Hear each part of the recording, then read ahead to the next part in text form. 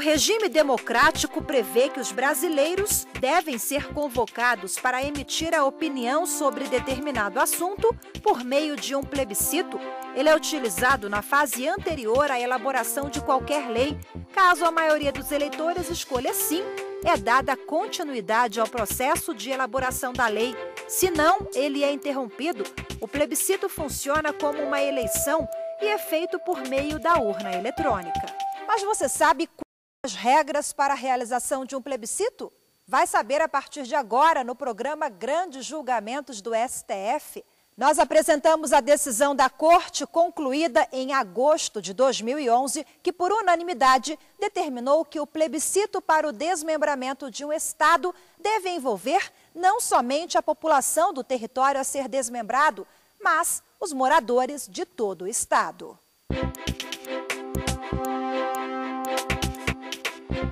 A Lei 9.709, de 98, diz que a soberania popular é exercida por sufrágio universal e pelo voto direto e secreto, com valor igual para todos, mediante plebiscito, referendo e iniciativa popular.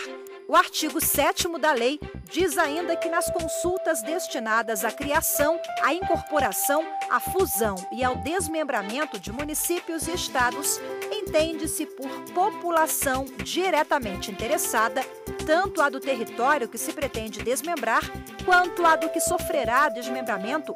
E foi justamente esse trecho da lei o questionado na Suprema Corte. Uma ação direta de inconstitucionalidade, proposta pela mesa da Assembleia Legislativa de Goiás, pretendia impugnar a primeira parte do artigo 7º da lei. O parágrafo 3º do artigo 18 da Constituição prevê que a população diretamente interessada deve ser ouvida no plebiscito, mas a mesa diretora da Assembleia Legislativa do Estado de Goiás queria que a interpretação dessa expressão, população diretamente interessada, englobasse apenas a população da área a ser desmembrada. De acordo com a ação direta de inconstitucionalidade, não seria necessário consultar todo o Estado, já que moradores de outras regiões não seriam diretamente afetados pela divisão.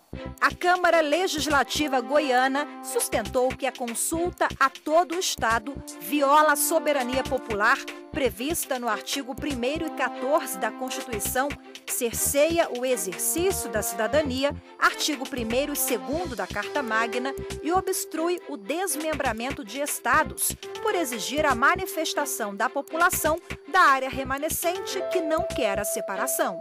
Quer nos parecer que todo o debate está jungido a uma interpretação singela e lógica do termo população diretamente interessada, que o Constituinte de 1988 estampou no parágrafo 3º do artigo 18, deixando claro, como condição prévia para a criação de Estado, que se ouça primeiramente a população interessada na criação de novos estados. E aqui caberá desfazer um sofisma a respeito do tema, porque de longe se olha a questão de população diretamente interessada e apressadamente poderia-se chegar a uma falsa conclusão de que população diretamente interessada é de todo o Estado. O parágrafo 3º do artigo 18 da Constituição diz que os estados podem incorporar-se entre si, subdividir-se ou desmembrar-se para se anexarem a outros ou formarem novos estados ou territórios federais, mediante a aprovação da população diretamente interessada através do plebiscito e do Congresso Nacional por lei complementar. Depois do intervalo, você vai acompanhar as discussões da ação direta de inconstitucionalidade número 2650. O segundo bloco apresenta as teses jurídicas dos advogados e ministros que participaram do julgamento. A razão de ser ouvir a população é se confirmar se a iniciativa legislativa de convocação do plebiscito faz sentido. Isso é um caso típico de uma norma interpretativa, quer dizer, interpretação autêntica. O próprio legislador explicou o que ele quis dizer com população diretamente interessada. Afirmar que o artigo 18, no parágrafo 3º, estaria a fazer referência apenas a uma população, aquela que se quer desmembrar e não aquela da qual se quer se desmembrar, seria tolher a cidadania.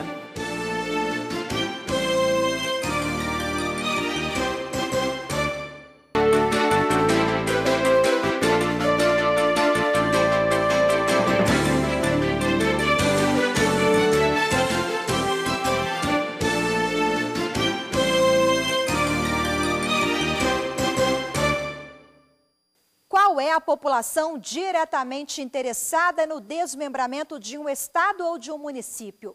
Moradores de todo o território ou apenas os daquela região em disputa? Por unanimidade, em 2011, o plenário do Supremo decidiu que o interesse é de todos e que, por isso, todos os eleitores devem ir às urnas e decidir o futuro da cidade. A decisão foi durante o julgamento da ação direta de inconstitucionalidade 2650, em que a Assembleia Legislativa do Estado de Goiás pretendia que a interpretação do conceito de população diretamente interessada, prevista no parágrafo 3º do artigo 18 da Constituição, que envolve a divisão de estados, abrangesse apenas a população da área a ser desmembrada pelo plebiscito. Durante a defesa, o advogado da Assembleia Legislativa de Goiás, autora da ação, citou o exemplo do plebiscito para a criação dos novos estados de Tapajós e Carajás, no Pará. A escolha da população paraense foi feita no final de 2011, logo depois desse julgamento no Supremo. É claro que a população de Belém tem interesse em se manifestar sobre uma perda do seu território. Ocorre, senhores ministros, que não se pode confundir num único plebiscito consultas distintas. Primeiramente, tem que se saber se a população da área desmembranda tem ou não tem interesse na separação. Porque isso é evidente. Se na consulta plebiscitária a população disser não queremos a separação, que interesse haverá a população de Belém em se manifestar? Mas aí dizem os nossos ilustres oponentes que é mais democrático ouvir o Estado inteiro. Ocorre, senhores ministros, que a própria Lei 9.709 já assegura esta manifestação de todo o Estado. Isso se dá através da oitiva da Assembleia Legislativa. O advogado-geral da União defendeu a constitucionalidade da Lei 9.709 de 98. Para o ministro, ela deu adequada interpretação ao artigo 18, parágrafo 3º da Constituição Federal. Ele estabelece que comunidade interessada não é apenas aquela comunidade que ficaria localizada na área desmembrada, ao referir-se ao município, mas todos aqueles que diretamente são influenciados por essa decisão. E no caso em particular, se nós tomarmos, por exemplo, o exemplo do próximo plebiscito, no caso Pará, é importante perceber que mais de 60% da população do Estado está localizada numa área que, mantida a interpretação anterior, não seria ouvida. Ou seja, aquela população que tem uma perda, não só territorial, mas também uma perda de recursos tributários, de repartição de recursos tributários, esta população seria profundamente, diretamente atingida por essa decisão. Na verdade, o debate tem que ser amplificado para que a democracia, e esse é o sentido de formação do Estado, a democracia se realize com a opinião ampla das populações, que não vão ser homogêneas. E depois das defesas, o ministro relator do processo, Dias Toffoli, ressaltou a diferenciação entre a divisão de estados e municípios. No entendimento dele, a regra deve ser igual para ambos, sob o risco de se ferir a isonomia entre os entes da federação.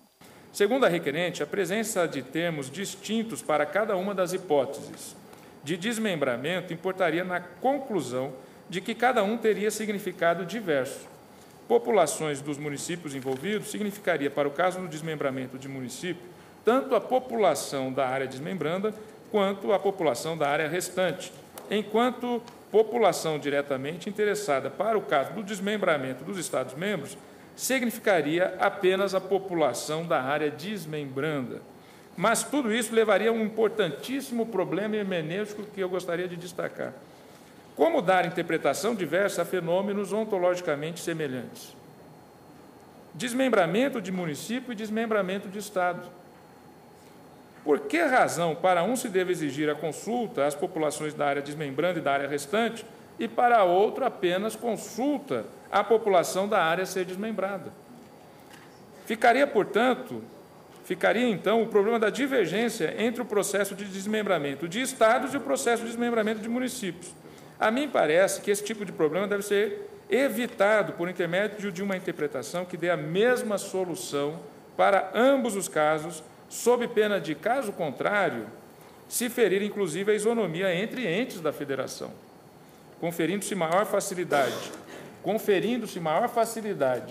para o desmembramento de um Estado do que para o desmembramento de um município, o que, ao meu ver, levaria a uma situação um tanto quanto absurda. O ministro Luiz Fux disse que o legislador explicou com clareza o que quis dizer com a expressão população interessada. Paradoxalmente, a parte propõe a ação declaratória de inconstitucionalidade alegando a violação dos princípios da cidadania e da soberania popular, que é exatamente o contrário que ocorreria, a violação a esses princípios, se nós acolhêssemos essa declaração de inconstitucionalidade, porque a cidadania é a participação política do cidadão na vida do Estado, nos correta definição. A soberania popular é a manifestação livre de toda a população interessada. Ora, nessas hipóteses, é interessada a população do território que se pretende desmembrar e também daquele que sofrerá o desmembramento. À luz do princípio instrumental de interpretação constitucional da unidade da Constituição, não teria o menor sentido que se admitisse a manifestação de todos nesse desmembramento do município e não se admitisse no caso dos Estados. Toda a doutrina brasileira, sobre a Constituição especificamente, faz referência a que, diretamente interessada, tem duas referências que precisam de ser esclarecidas e que eu acho que o legislador pôs exatamente nos termos afirmados pela Constituição, quer dizer, diretamente no sentido de que tem interesse em qual Estado ou qual município de que você faz parte que terá reconfigurado o poder e o território. E isso é patente porque, quando se pergunta de onde que se é e a pessoa faz referência ao município, ao Estado, ele pensa no seu Estado como um todo. E, quando isso se altera, e alguém que deixe de ser de um Estado e passa a ser de outro, ou que passa a deixar de ter no seu Estado uma parte territorial que antes agregava a tudo que compõe em termos de recursos, de poder, de condições sociais, de condições culturais que compõem a história dos Estados e, portanto, dos cidadãos, acho que isso é que é o diretamente a que se refere a Constituição. E interessado é todo aquele que tem uma mudança no seu patrimônio de direitos políticos, nesse caso da cidadania. Porque quando se exige, após o plebiscito, uma lei complementar precedida de uma consulta à Assembleia Legislativa Local sem caráter vinculante, o que ocorre? Há uma homenagem, isso já foi ressaltado pela ministra Carmen, nesse dispositivo da Constituição, parágrafo 3º do artigo 18 da Carta Magna, não apenas a democracia representativa ou semidireta, como querem alguns, inaugurada pela Carta de 88, mas também a soberania popular, que está representada no Congresso Nacional, que se manifesta por intermédio do Congresso Nacional, e a própria federação é preservada quando se exige a manifestação da Câmara Alta do Senado da República. E em meio a discussões sobre leis e Constituição, a poesia de Carlos Drummond de Andrade também esteve em pauta no julgamento. Durante o voto, a ministra Carmen Lúcia fez referência a um poema dele, em alusão ao ministro Carlos Aires Brito. Vossa Excelência, que é poeta, apenas lembrar, não jurista, mas uma frase do Carlos Drummond de Andrade, quando foi criado e não se consultava as populações antes dessa Constituição, não se consultava naquele período da emenda número 1 de 69, e o Drummond, então, quando foi criado um Estado por ato do Congresso, escreveu reclamando da falta de povo na criação e termina dizendo: tal Estado se tornou Estado, deixou de ser território, logo agora que no Brasil todos os estados se tornaram territórios, porque falta povo. É preciso que toda a população seja ouvida, para que a população remanescente, originária, diga eleitoralmente que a pretensão da nova unidade federada, essa pretensão em nada prejudica a identidade histórico-cultural exatamente da parte remanescente. Só se justifica criar uma nova unidade federada quando uma parcela da população pretende, não a sua emancipação propriamente dita, porque não se trata de julgo. Uma população não está sob julgo da outra. Não é propriamente uma emancipação. É quando uma parcela da população desse Estado originário adquire, ganha uma personalidade histórico-cultural e já não tem identidade com a remanescente. E a remanescente, então, concorda com essa, vamos chamar de emancipação, entre aspas, concorda com essa emancipação, porque, a despeito do desfalque, ela, a população originária, se considera íntegra na sua unidade histórico-cultural, na sua personalidade histórico-cultural. Então, duas unidades se formaram, ao longo do tempo, autonomamente. Então, é preciso que toda a população seja ouvida para confirmar eleitoralmente esse fenômeno da duplicidade, não é, de formação histórico-cultural de duas unidades. Absurdo seria agora dizer-se que se exige o plebiscito em todas as áreas atingidas no âmbito dos municípios e dizer-se que, em relação à unidade federativa por definição, o Estado-membro, esta consulta seria limitada apenas à área pretendente de autonomização. Levar-se-ia realmente a um resultado que, em última instância, diminuiria a força normativa do texto constitucional. E aquilo que já foi dito, não esqueçamos que federação é cláusula pétrea entre nós, entrega o 60, parágrafo 4º. Quer dizer, isto veda não só eventuais mudanças pontuais no modelo federativo, mas também a sua erosão de alguma outra forma. E esta seria uma forma. O ministro Celso de Mello, mais antigo da Corte, ressaltou que o julgamento da matéria deveria se orientar por dois importantes postulados constitucionais: o Estado Federal e a soberania popular. Todos os eleitores, vale dizer, todos os cidadãos que residem no Estado integram aquela noção constitucional de população diretamente interessada, pois é possível, sim, no debate, na discussão, na votação, que se pretenda preservar a integridade territorial, que se busque preservar a integridade populacional daquela área, daquele território, daquele Estado-membro, impedindo que haja esse desmembramento, impedindo que haja esta divisão territorial.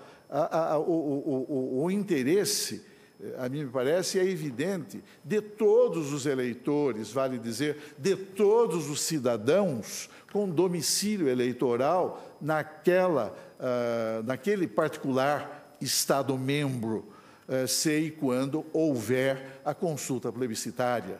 O ministro Marco Aurélio também julgou a ação improcedente, mas ele foi além. Disse que para o desmembramento de um Estado da Federação devem ser ouvidos eleitores de todo o país.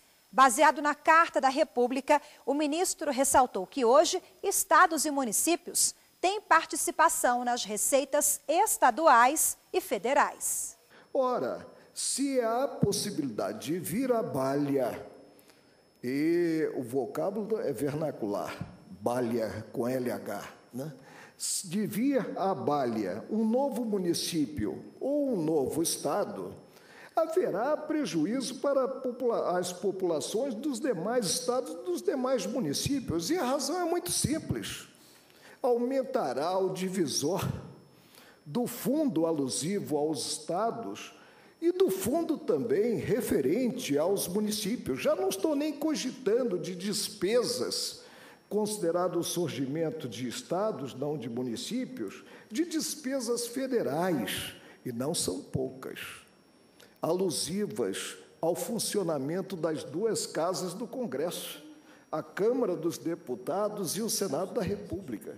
Por isso, vou mais além, presidente, e digo que o faço a partir de regra de hermenêutica, distinguindo norma-regra e norma constitucional exceção. Para mim, a norma constitucional exceção é aquela que aventa a possibilidade de surgimento de novos municípios e de novos estados. Eu as interpreto, são duas normas, do parágrafo 3º e 4º, 5º, né, do 18, de forma estrita. E potencializo, presidente, até mesmo para fechar a porta a essa volúpia na criação de estados e municípios, potencializo a referência à população interessada, para entender como fez o professor Dalmo Dall'Aria. Não fui aluno de Sua Excelência, já que sou egresso da Nacional e não da USP, né? No que apontou que população interessada aí é a população do Brasil, é a população existente no território nacional. A votação foi unânime, um julgamento que marcou o entendimento da Corte na matéria e que foi colocado em prática meses depois, com o plebiscito do Pará. No próximo bloco você vai ver como foi esse plebiscito, o que os eleitores do Pará decidiram e o que estava em jogo no estado. Não saia daí porque o programa volta já.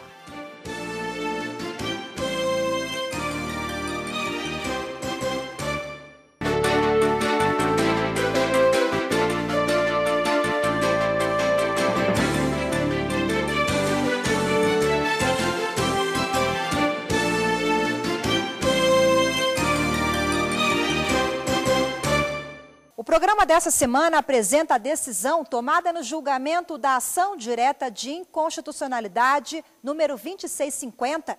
Por unanimidade, a Corte decidiu que o plebiscito para o desmembramento de um estado deve envolver não somente a população da área a ser desmembrada, mas moradores de todo o território.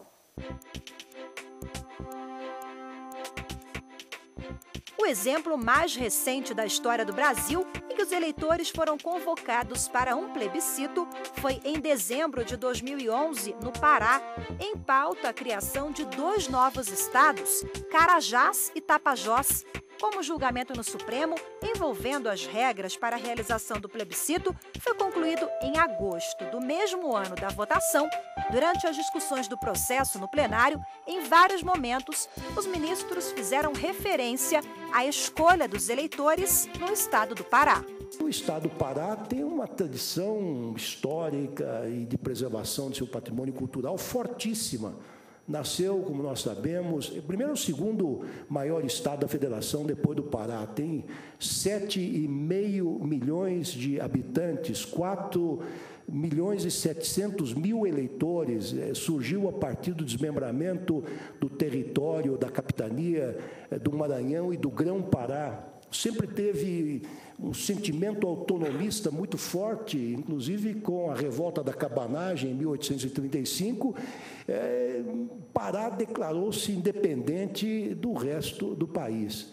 Portanto, é evidente o interesse do Pará na preservação de sua integridade territorial, cultural e, por que não dizer, social e até patrimonial. Se nós tomarmos, por exemplo, o exemplo do próximo plebiscito, no caso do Pará, é importante perceber que mais de 60% da população do estado está localizada numa área que, mantida a interpretação anterior, não seria ouvida.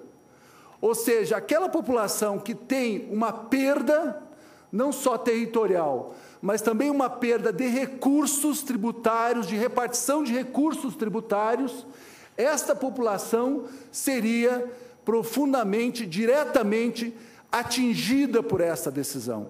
E a oitiva dessa população é tão essencial ao processo democrático desta decisão, que é uma decisão digamos assim, de um alcance significativo na formação federativa do nosso Brasil, com a criação, evidentemente, nesse caso, de 2 estados, essa população tem, sim, um interesse direto nesta repercussão. Os paraenses que foram às urnas em dezembro de 2011 responderam a 2 perguntas. A primeira, você é a favor da divisão do estado do Pará para a criação do estado de Carajás?